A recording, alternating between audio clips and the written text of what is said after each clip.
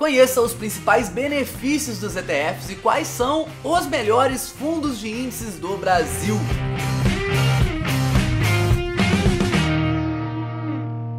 Fala, pobre mortal, tudo bem com você? Hoje você vai descobrir uma das melhores estratégias para investidores iniciantes ou mesmo para aqueles investidores que não querem perder muito tempo analisando e escolhendo ações individuais. Você já ouviu falar dos ETFs? Então fica até o final desse vídeo para você entender muito bem o que são, para que e para quem servem, quais suas vantagens e desvantagens. E me diz aqui embaixo se você investe ou já investiu em algum ETF, seja aqui no Brasil ou nos Estados Unidos. Primeiramente eu vou falar um pouquinho da história dos ETFs e o seu conceito antes mesmo de falar dos benefícios e desvantagens. Através de estudos de Markowitz em 1959 e de Sharpe na década de 60, surgiu a teoria da carteira moderna e começou a rolar boatos aí entre acadêmicos e investidores que possivelmente investidores comuns teriam uma performance melhor se simplesmente seguisse os índices, seguissem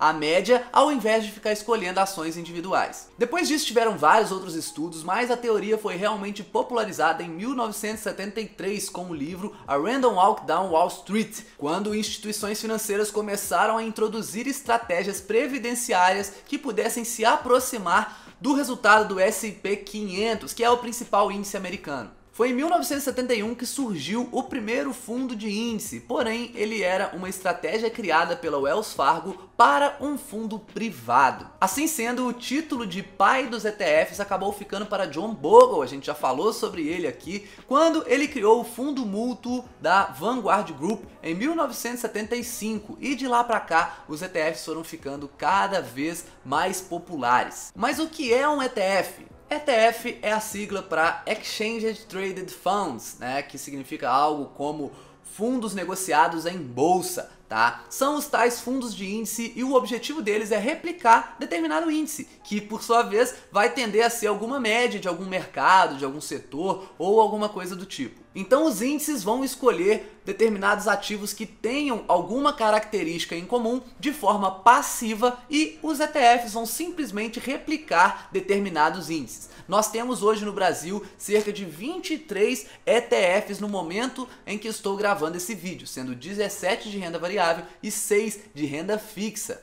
Perceba que é um mercado ainda muito pequeno aqui no Brasil, principalmente quando a gente compara, por exemplo, com os Estados Unidos, onde existem mais de 2.000 ETFs. Daqui a pouco nós vamos falar quais são os principais ETFs do Brasil, mas antes vamos falar um pouquinho sobre as principais vantagens que eu vejo nos investimentos através de ETFs. Primeira grande vantagem, o custo reduzido para investir. Quando a gente investe através de um ETF, como ele se trata de fundo de investimento passivo, né, que não exigem equipes muito mirabolantes para cuidar da gestão dos ativos ali, acaba que eles conseguem cobrar uma taxa administrativa muito baixa comparada, por exemplo, com os fundos de investimento. Então aqui no Brasil, normalmente os ETFs cobram menos de 0,5% ao ano, enquanto que os fundos de investimento em ações, por exemplo, podem cobrar até cerca de 2% ao ano, além da taxa de performance, né, que costuma cobrar aí cerca de 20% da rentabilidade que excedeu o índice de benchmark. Sendo assim, a gente acaba comprando dezenas de ações com um preço muito baixo e com uma taxa administrativa bem baixinha também.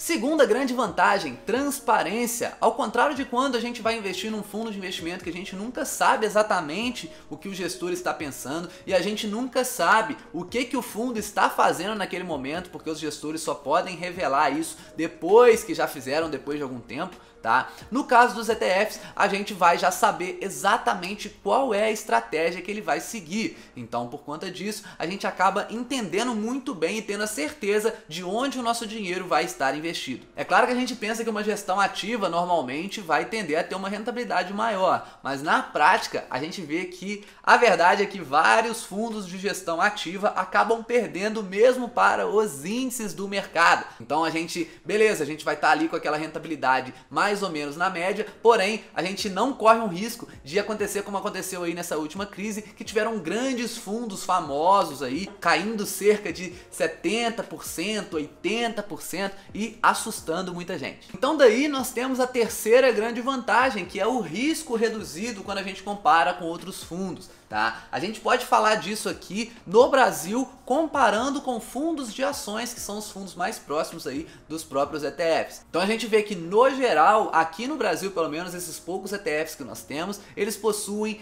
estratégias bem menos arriscadas que tendem a seguir determinado índice. Então normalmente a gente vê que a volatilidade deles é bem baixinha, né? E que normalmente a gente não vai ter tanto susto assim com esses ETFs, como a gente falou que pode acontecer lá com os fundos de investimento. Só tomem cuidado porque essa não é uma característica garantida dos ETFs. Por exemplo, lá nos Estados Unidos, onde esse mercado já está muito mais desenvolvido, como a gente já falou aqui, existem sim muitos ETFs com estratégias bem arriscadas que podem operar alavancado e tudo mais, mas essa, pelo menos agora, ainda não é uma realidade do Brasil.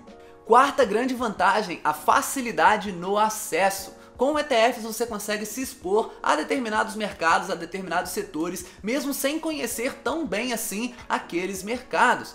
Por exemplo, a gente possui ETFs aqui no Brasil que replicam índices americanos. Então, mesmo sem você entender muito bem a economia americana e mesmo sem tirar o seu dinheiro literalmente aqui do Brasil, você consegue ter uma exposição na sua carteira a esse índice, o principal índice de ações do mundo. Sem falar que uma grande oportunidade também pode ser você abrir uma conta lá fora para conseguir se expor a mercados e a setores ainda mais específicos, tá? Então você abre facilmente uma corretora nos Estados Unidos. Hoje em dia existem corretoras aí que até oferecem suporte em português, e aí você consegue, através dos ETFs, investir em vários setores lá específicos, com várias estratégias específicas, sem precisar ficar fazendo stock picking, né? Sem precisar ficar escolhendo exatamente quais ações você quer ter lá, até porque nos Estados Unidos a gente tem mais de 5.000 ações listadas na bolsa. E tem mais, ele oferece essa possibilidade mesmo para quem tem um patrimônio muito reduzido, porque a gente consegue comprar ETFs aí, os principais ETFs com 100, com 200 reais. O próprio BOVA11, que replica o índice Bovespa, né? O principal aqui do Brasil, ele custa hoje menos de 100 reais, enquanto que o IVVB11, que é também um ETF que replica o índice SP500, ele está custando aí em torno de 200 reais. Então é realmente um valor muito mais acessível, enquanto que os fundos de investimento normalmente pedem um mínimo de 5, 10, 15, 20 mil reais para você conseguir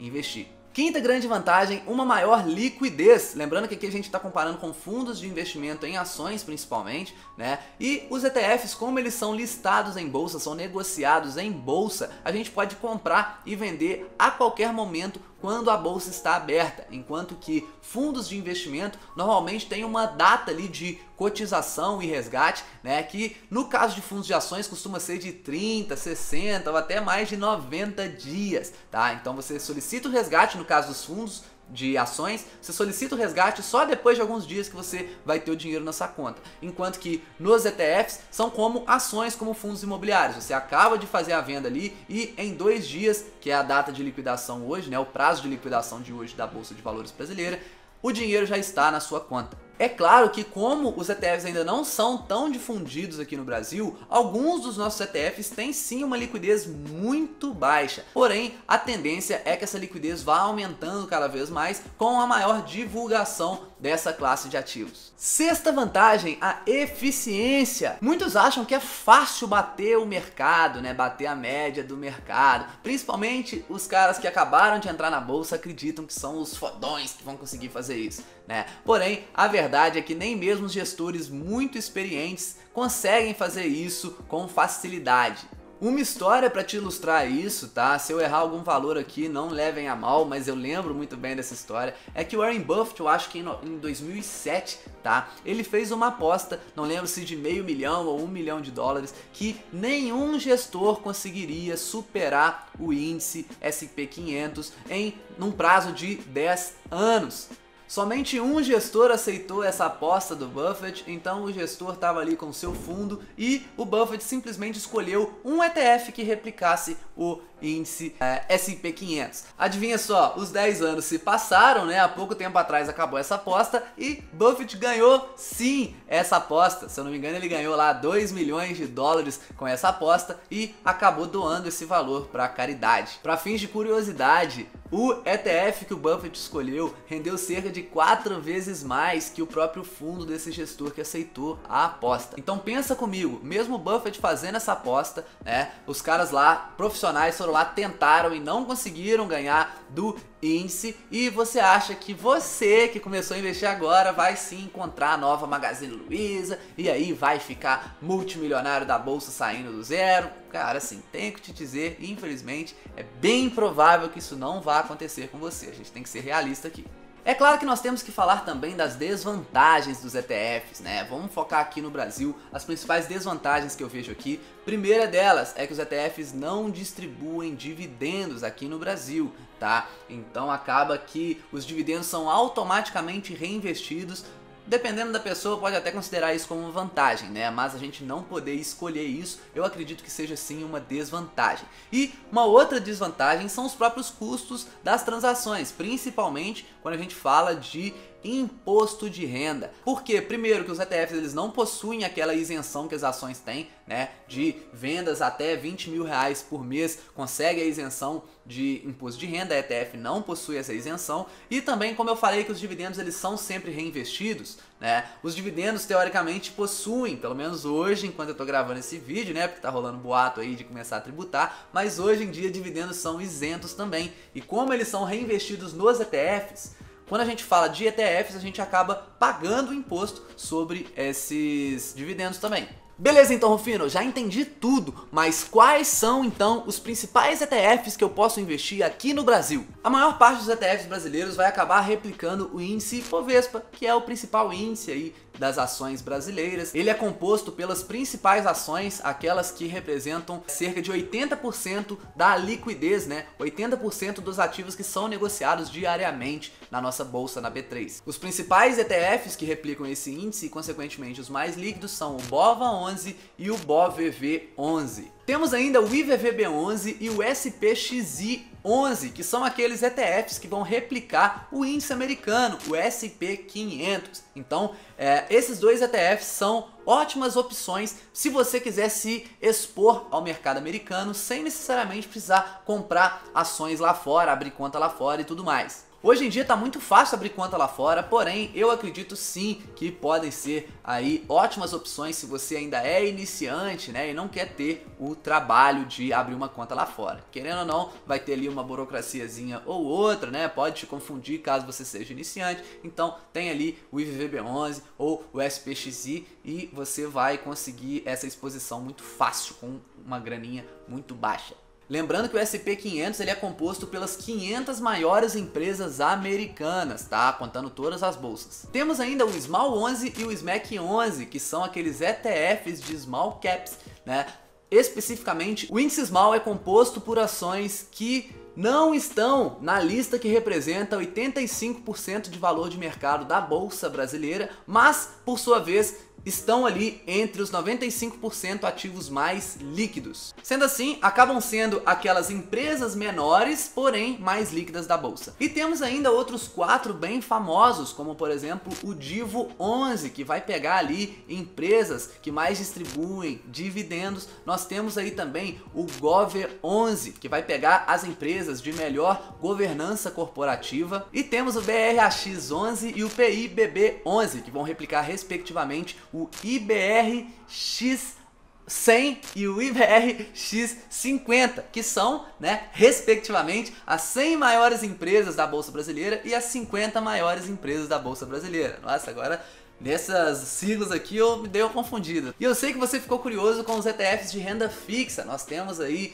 principalmente o IMAB 11 e o Fixa 11. O primeiro vai estar exposto aos títulos indexados ao IPCA, né? Pós-fixados aí, os títulos do Tesouro, enquanto que o Fixa 11 vai pegar os títulos pré-fixados com vencimentos de 3 anos. Se você quiser conhecer todos os ETFs listados aqui no Brasil, é só você entrar no próprio site da B3 e lá na aba ETFs que vão ter esses 23 lá com suas características e tudo mais. Uma dica também, se você quiser ver todos os ETFs do mundo praticamente, os ETFs americanos ali, é o site etf.com. Lá você vai encontrar detalhes sobre cada um dos ETFs que você encontra lá no mercado americano, e aí você vai ver a infinidade que é esse mundo e ver que realmente você pode pode sim criar uma carteira muito bem diversificada, uma estratégia bem interessante usando somente ETFs, como o pai dos ETFs aí, John Bogle, como a gente já mostrou num vídeo,